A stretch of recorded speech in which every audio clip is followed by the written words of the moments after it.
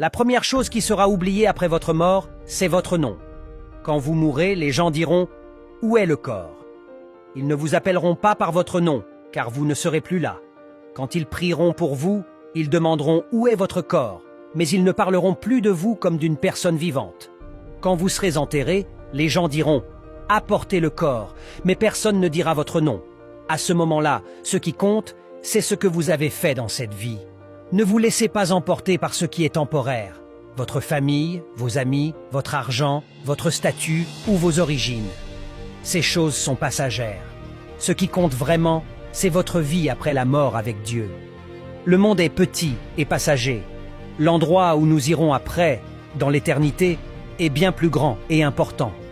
3 types de tristesse après votre mort.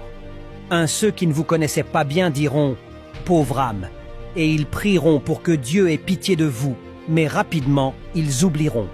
2. Vos amis seront tristes pendant quelques jours, puis ils retourneront à leur vie. Leur tristesse passera, et le monde continuera. 3. Votre famille sera très triste, mais même cette tristesse s'effacera avec le temps. Ils vous pleureront un moment, puis ils continueront leur vie. Ils vous enterreront et reprendront leur quotidien. Votre vie ici sera terminée, mais une nouvelle vie commencera ailleurs. Cela marquera la fin de votre histoire parmi les hommes. Mais c'est là que commence vraiment votre véritable histoire, celle qui ne finit jamais, la vie éternelle.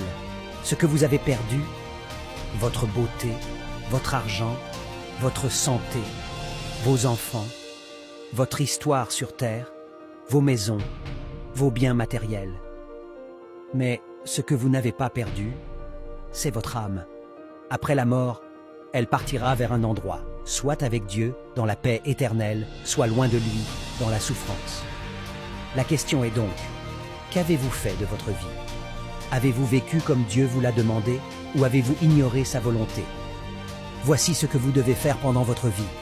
Priez chaque jour, parlez à Dieu, comme Jésus nous a appris, et essayez de faire sa volonté. Lisez la Bible.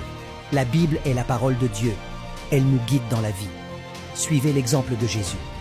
Aimez les autres. Soyez humbles et honnêtes. Aidez les autres. Partagez ce que vous avez avec ceux qui en ont besoin. Faites du bien autour de vous. Repentez-vous. Si vous avez fait des erreurs, demandez pardon à Dieu et essayez de faire mieux. Car Jésus nous dit « Dans la maison de mon Père, il y a beaucoup de place. » Si cela n'était pas le cas, je vous l'aurais dit. Je vais vous préparer une place. Et quand je reviendrai, je vous prendrai pour que vous soyez avec moi. Maintenant que tu as tout lu, pourquoi ne pas faire un effort en disant « Mon Seigneur, guide-moi vers ton salut ». Partage ce message avec tes proches et abonne-toi.